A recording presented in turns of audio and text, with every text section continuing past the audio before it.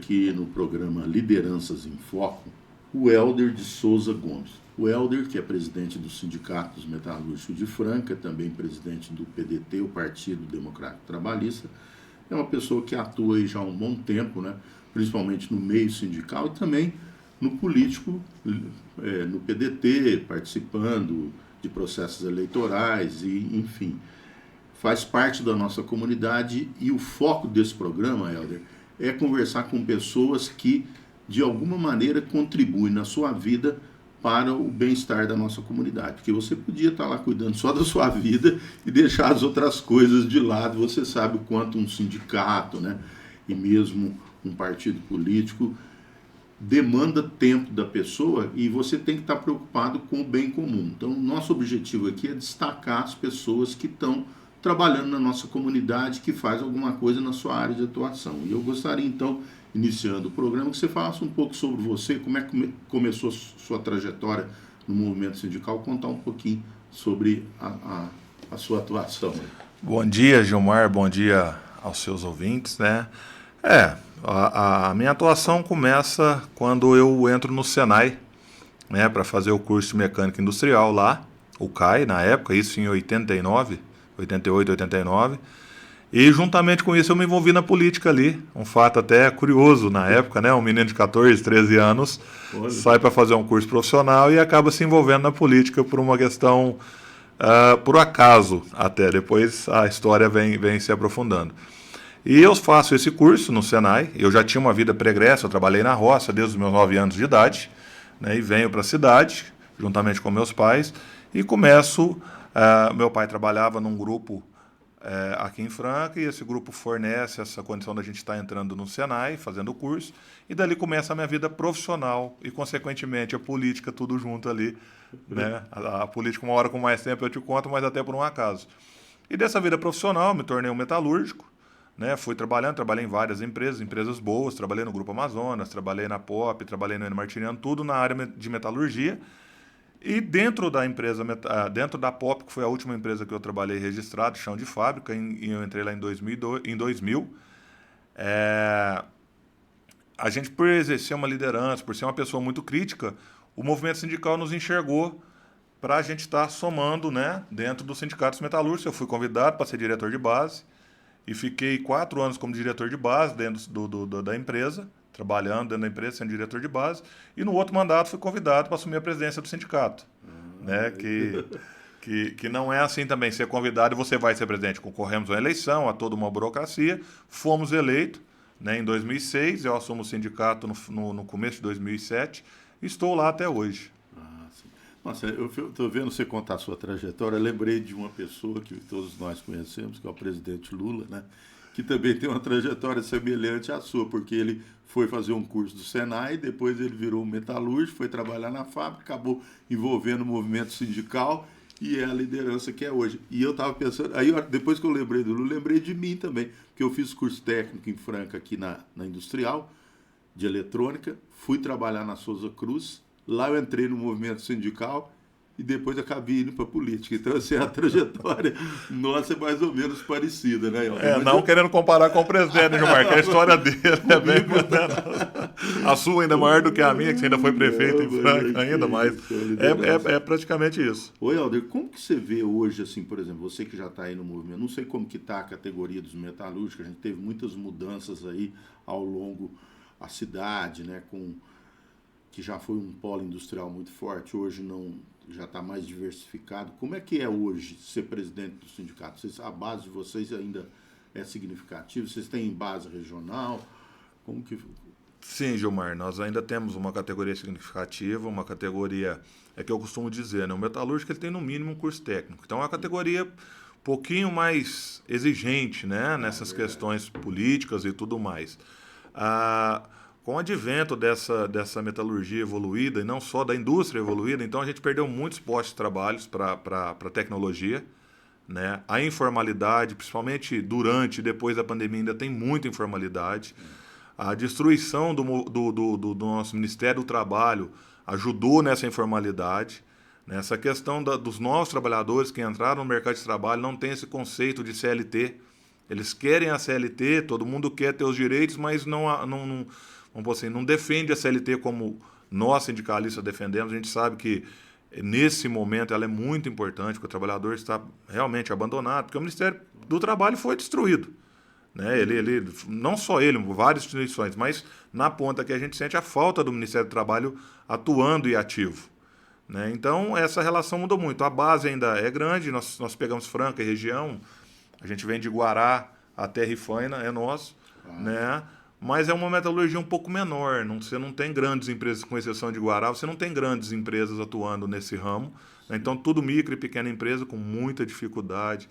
E essa questão que eu te falei, informalidade, desconhecimento, afastamento do trabalhador do movimento sindical, dos movimentos sociais, a própria indústria jogando pesado, a imprensa jogando pesado contra o movimento sindical, que é um movimento muito importante, porque o sindicato ele não discute. Houve ao longo dos últimos anos, né, até por uma questão de modelo político e econômico, você teve uma diminuição muito forte, né, do sindicalismo no país. Eu sei assim, porque eu fui sindicalista, né, também comecei a minha trajetória, como te disse, na área sindical, mas você pega, eu estava vendo esses dias para trás, o Sindicato Sapateiros em 1986 tinha 38 mil trabalhadores registrados.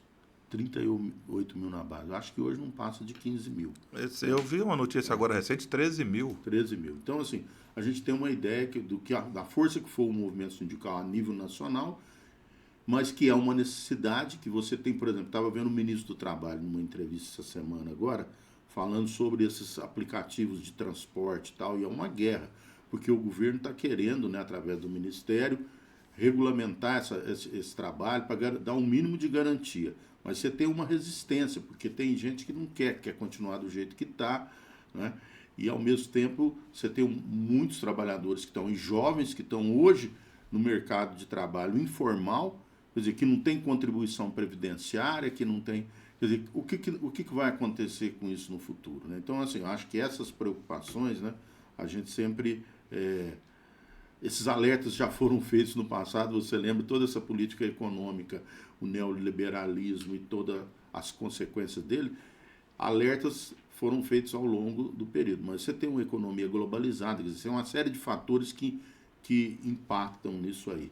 Mas hoje você acha assim, mesmo com isso tudo, quer dizer, o sindicato ainda está lá atuante, vocês têm um clube, vocês têm também, né, esse atendimento aos associados, quer dizer, o sindicato não morreu, embora, né, diminuiu a sua, vamos dizer assim, a sua base. Hoje você não tem as grandes fábricas, né, é muito diferente. Embora agora, no caso dos metalúrgicos, a gente está vendo muitas empresas de automobilística fazendo investimento no país, pode ser que haja uma retomada. Mas, assim, a ideia é mesmo assim, conhecer um pouco sobre esse trabalho que vocês desenvolvem, né?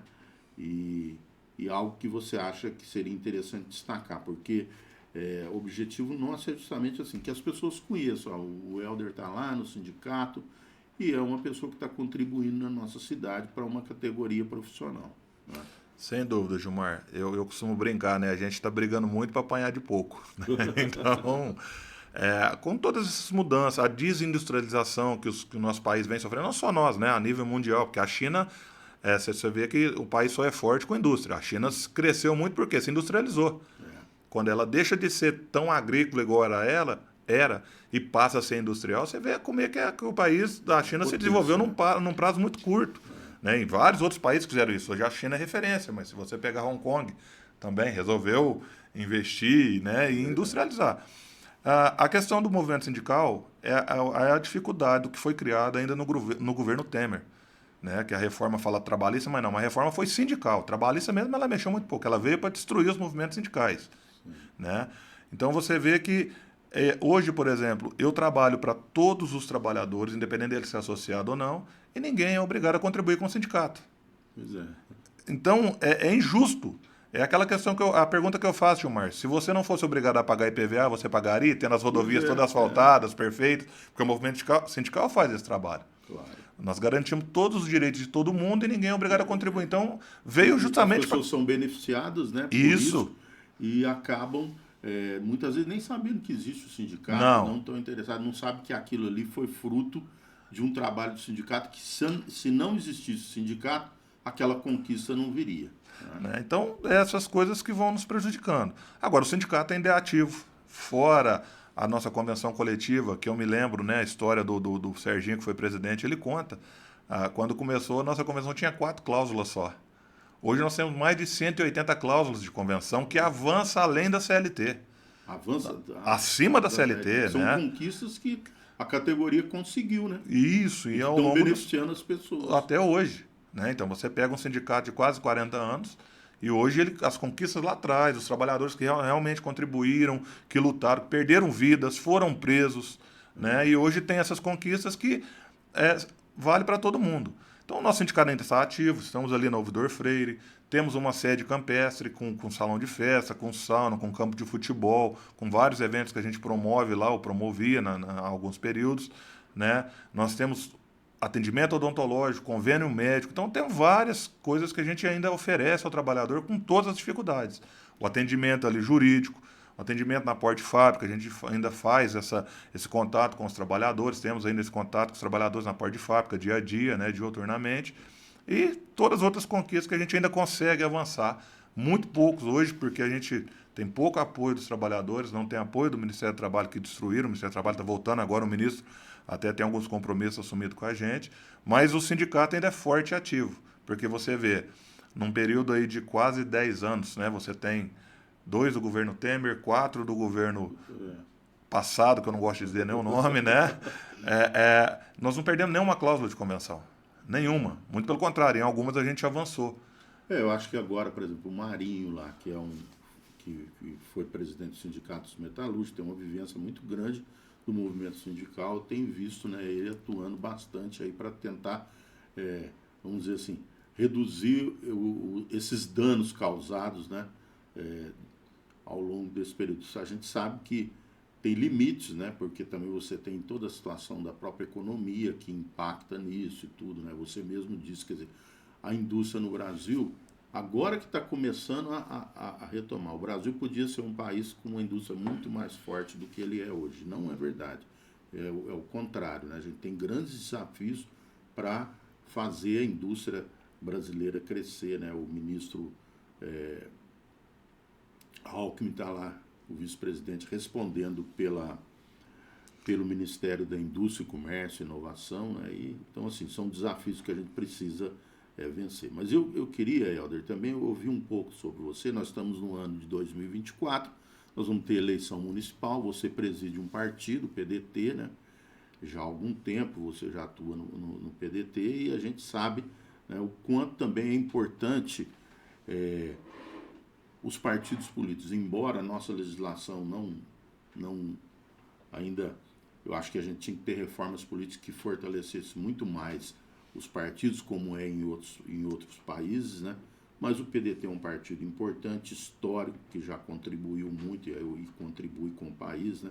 E eu queria que você falasse um pouco quais são as perspectivas para 2024, se o PDT pensa em ter candidaturas, como é que vocês estão atuando nessa questão do ano eleitoral de 2024. Gilmar, eu me filiei no PDT em 2010, foi o único partido que eu fui filiado, que eu estou filiado até hoje, não pretendo sair de lá, né? A não ser que me expulsem, mas eu pretendo ficar lá, porque a gente é muito crítico também. As pessoas acham que o partido político é um lugar de tranquilidade, não, é um lugar de muito debate, muita briga, você sabe disso, né, Gilmar? A gente briga até com os pares da gente, tem hora. É verdade. Né? O PDT em 2024, agora, não só em 2024, a gente já vem se organizando, 2022, uma eleição, 2020, né, uma eleição muito complicada, 22 também, mas 2020 uma eleição municipal muito complicada, a gente falando mais aqui do municipal, né, em plena pandemia, formação de chapa, você não poderia fazer reuniões, então a gente teve um pequeno avanço. 2024 agora a gente surge muito forte, o PDT vem forte, vem com a chapa completa de vereadores, um grupo muito grande de apoio, que não sai candidato, mas vem para apoiar a chapa e as candidaturas que nós fomos apoiar agora em 2024. E esse processo eleitoral, Gilmar, juntamente com o movimento sindical, é muito importante, porque nós temos no movimento sindical, juntamente com os empresários de Franca, um projeto que está em andamento para fortalecer a metalurgia em Franca, para gerar mais empregos, trazer mais cursos para cá. Não sei se você sabe, mas agora recente o curso de metalurgia da Industrial quase foi fechado. E não foi fechado porque nós entramos em campo, conversamos com alguns deputados e não fecharam o curso industrial de metalurgia. Correu o risco de fechar. Correu o risco, estava em pauta ser fechado. Então, assim, você vê a importância da política também juntamente com o movimento sindical. Se a gente não tivesse conhecimento nenhum político, às vezes teria fechado o curso de metalurgia aqui. E não só esse, a consequência vai fechando e a gente vai deixando de lado.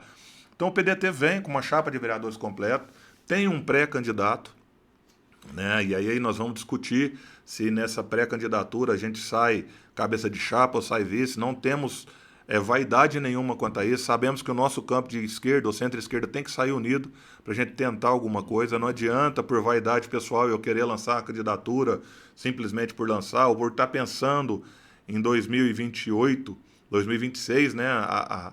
O que está ocorrendo muito, a gente tem visto muitas pessoas lançando o seu nome, não para ganhar a prefeitura, mas para ter conhecimento e depois sair para deputado estadual ou federal. Esse não é o pensamento do PDT.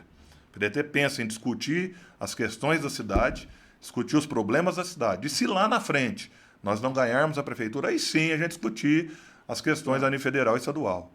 Né? Então, o que a gente tem vendo muito... O debate 2024 é a cidade, né? Quer dizer, as eleições são alternadas. Se você tivesse eleições, todas as eleições junto, né? Ano, aí era diferente. Mas como você tem eleições alternadas, né? É o momento de você discutir, apresentar um plano de governo para a cidade, discutir os principais problemas, porque assim, a gente sabe governar. Você deu o exemplo do sindicato, mas uma prefeitura, eu falo assim, como conhecimento de causa pelos 2 mandatos, né? Quer dizer, não é fácil, né? Eu até brinco assim, se as pessoas soubessem os dissabores que é você ocupar um cargo executivo, né? Hoje, né? Hoje até que facilitou um pouco, mas eu peguei um momento difícil. Mas Franca é uma cidade, né? Apesar de não ter uma boa arrecadação, porque a nossa arrecadação aqui ela é incompatível com o tamanho da cidade, eu sempre bati nessa tecla, né? Mas a gente não tem grandes problemas que outros municípios têm. Mas nós temos muitos desafios que precisam ser enfrentados, né? E assim, eu não sei como que você avalia hoje a situação política de Franca, a atual gestão, e como que você vê assim a possibilidade, porque o atual prefeito é candidato à reeleição, né? Mas isso não significa que é favas contadas, porque o anterior foi candidato à reeleição, o Justo Souza, e não conseguiu vencer a eleição, né? Então como é que você vê esse panorama hoje em Franca e as oportunidades aí? Gilmar, você foi do executivo, você sabe. Quem está com a máquina na mão leva uma certa vantagem, né? Até grupo já tudo formado. A gente sabe que a receita da cidade é muito pequena também, mas isso passa por uma industrialização. Claro. Uma indústria forte arrecada mais para a cidade, você traz mais benefícios, né? Então, eu vejo que o atual prefeito que está na cadeira, ele leva uma certa vantagem. Eu acredito que ele fez um mandato modesto. A gente poderia ter avançado muito mais, principalmente fazendo o que vocês estão fazendo, chamando lideranças da cidade para conversar. Acho que ele foi muito autônomo, muito eu, chamou a responsabilidade muito para si. Eu observo essas críticas nas pessoas que eu já comentei sobre o mandato deles, porque um prefeito tem que ser um líder, né? E o líder tem que trazer gente e fomentar todo esse movimento da cidade, fazer a cidade ser, né, de fato, uma cidade conhecida. Eu lembro quando estava na prefeitura, com todas as dificuldades que tinham, né? Toda oportunidade que nós tínhamos de divulgar Franca, eu sempre estava presente.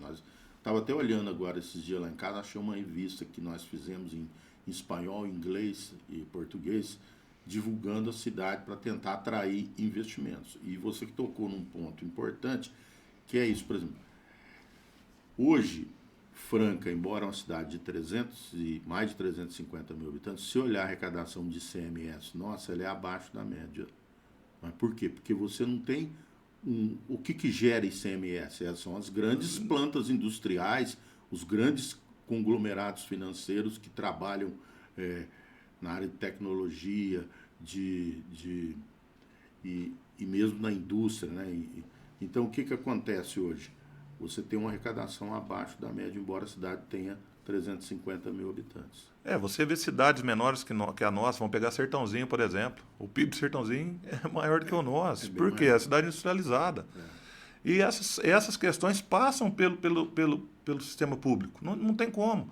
Por exemplo, nós temos um projeto para o setor metalúrgico em Franca e está envolvido o sindicato e os empresários, porque nós podemos andar junto, podemos ter as nossas divergências, lógico que podemos, mas sem indústria também não tem sindicato e vice-versa. Sem dúvida. E esse projeto nosso passa pelo sistema público. Nós vamos precisar do prefeito, vamos precisar do governo federal, vamos precisar do governo estadual para desenvolver um polo metalúrgico aqui em Franca. O projeto está pronto. E o principal é você estar antenado com isso, porque o que acontece? Se um prefeito... Eu lembro uma vez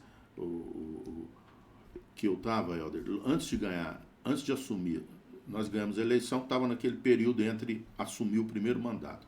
Eu fiquei sabendo de uma empresa chamada Axa Yazaka, que era uma empresa que trabalhava com painéis para veículos. Ela monta os painéis de veículos. Ela estava procurando lugares para instalar. Na época, eu fiquei louco. Falei, não, nós vamos perder essa oportunidade. Vamos pelo menos procurar essa empresa e oferecer a cidade como Aí fomos, com poucas informações, que eu não estava na prefeitura ainda, eu fui como prefeito eleito, mas eu não assinava, não tinha caneta na mão ainda. Não tinha nada. E eles acabaram optando por outra cidade. Agora, se você tem uma cidade preparada, focada nisso, quer dizer, qual que é a política do governo atual para a atração de investimentos para a cidade? Acho que esse é um ponto que você tocou, que eu não vejo assim. Não temos. Eu não sei Há muito tempo nós não temos. Eu acho que não tem. Quer dizer, então essa preocupação, sem dúvida, ela contribui muito, porque se você tem se você tem este olhar de buscar, de fazer de Franca uma cidade que pode atrair novos investimentos, claro que você vai ter, né? Com todas as dificuldades que pode ter, a situação, a localização geográfica e tudo, mas você tem mão de obra qualificada, por exemplo, essas de metalurgia, por exemplo, você tem e outros cursos aqui que dão condição para as pessoas, né, trabalhar num tipo de indústria mais sofisticada. Né? Sem dúvida, Gilmar. E isso, cara, passa pelo sistema público, passa por política. Por que o sindicato, o Elton se envolveu com política? Por esse vácuo que fica, o movimento sindical fazendo o trabalho dele, o sistema público do outro lado não contribui com a gente não consegue unir. Então, isso é muito importante. Por exemplo, esse projeto que nós temos, e estamos discutindo ele, eu estou levantando até algumas questões com o governo federal lá, para a gente montar esse polo metalúrgico aqui, como foi montado em Sertãozinho, sucro-alcooleiro. A nossa planta, eu não posso falar aqui agora, mas depois eu posso te falar em off, porque a hora que estiver pronto a gente vai procurar quem a gente tem que procurar de fato. A gente desenvolver isso, porque a gente entende, você falou essa questão regional, nós estamos num canto do estado, a 600 quilômetros de Belo Horizonte, a 400 quilômetros da capital São Paulo, né, que depois de Campinas para cá você só tem Ribeirão e Franca, as maiores cidades. Então dificilmente você vai atrair indústria para cá. O que você falou, no outro mandato do Alexandre, e ele sabe disso, eu estive lá conversando com ele, eu tinha uma empresa que monta chicote automotivo, a parte de fiação, eram 240 mulheres para trazer para Franca. Ficou 3 meses para ele me atender na prefeitura, eu falo isso porque ele sabe disso. A empresa foi para Mococa. Onde é que Franca perde para Mococa? 240 mão de obras femininas no setor metalúrgico. Imagina. Você entendeu? Então, assim, eu falo isso aqui com propriedade, pode me cobrar, ele sabe que nós tivemos essa reunião, por agenda dele, não conseguiu a gente atender junto, ficou 3 meses para me dar uma resposta. Quando eu fui procurar a empresa, era uma empresa de Suzano, de Osasco, desculpa, vinha para Franca. Você entendeu? E começa, vem uma, vem outra. Então, essa questão que a gente está aqui também, essa questão da regional, dificilmente nós vamos estar atrás em empresas de fora. Se você pegar várias empresas saíram aqui de Franca, agora recente, por quê? Devido à logística. Não porque não gosta da cidade, eu gosto de Franca, sou apaixonado, sou nascido e criado aqui, certo? Mas se a gente não desenvolver a nossa indústria aqui, foi o que aconteceu com o calçado, ela não veio de fora. Pois é. Ela nasceu aqui, cresceu e depois ela foi embora. E foi mudando, as coisas foram mudando. Então, qual que é a nossa ideia? Trazer a metalurgia para cá, nesse foco que nós estamos, nesse projeto, e com isso você atrai as empresas de fora. Por exemplo, a parte tecnológica, a parte de placas eletrônicas, nós ainda não produzimos em Franca. Mas se a gente partir para esse polo que a gente está montando, a empresa vem vender a placa aqui. Se ela vem vender, nesse conceito, você tem que montar a sua empresa aqui. Agora ela precisa saber que Franca existe. tem mão de obra qualificada, que tem um governo que está interessado na expansão, né? Que tem possibilidade de discutir mais áreas de distrito industrial para o crescimento. Eu sempre tive, assim, era difícil na época, mas eu nunca perdi a oportunidade. Se não veio, não foi por falta de vontade, né? Então eu acho que isso é o primeiro passo. Você tem que ter interesse em fazer, né? Mas, Helder, nós já estamos chegando nos finalmente, que o papo é interessante, bom, muito né? bom. Eu queria deixar esses minutos finais, né, para suas considerações, algo que a gente ainda não conseguiu abordar, o que você queira reforçar aí nos seus comentários. Não, na verdade, seria basicamente isso. A população está antenada do que está acontecendo na cidade. O que você falou, nós temos esse ano uma campanha política muito forte, acirrada. O que a gente tem que entender é que não é esquerda contra direita, centro contra nada. O que nós temos que discutir é a cidade. Esse é o primeiro ponto. Votar em candidatos que têm compromisso com a cidade. Os que já estão mostraram para o que vieram, o que fizeram. Nós temos que dar oportunidade a gente nova, a gente jovem, com cabeça nova. Então essa seria a minha consideração final realmente para a nossa população, para a gente não sofrer como a gente vem sofrendo. Então analisar, pensar, o que já está aí está posto, é só você analisar se isso te serve. E o que vem para frente. Não olhar partido, olhar planos de governo. De governo, sem dúvida. Você entendeu? E eu falo muito para a minha categoria. A gente tem que pensar quem conversa comigo, não no que me ilude, no que me traz, você entendeu? Ter conhecimento de classe, consciência de classe. Então, analisar o que é consciência de classe para a gente ver em quem a gente vai votar. E apoiar novas pessoas, novas lideranças que vêm surgindo aí. Né? Então, eu acho que é isso, é a gente analisar o que a gente quer para a nossa cidade, para os nossos filhos e para o nosso futuro.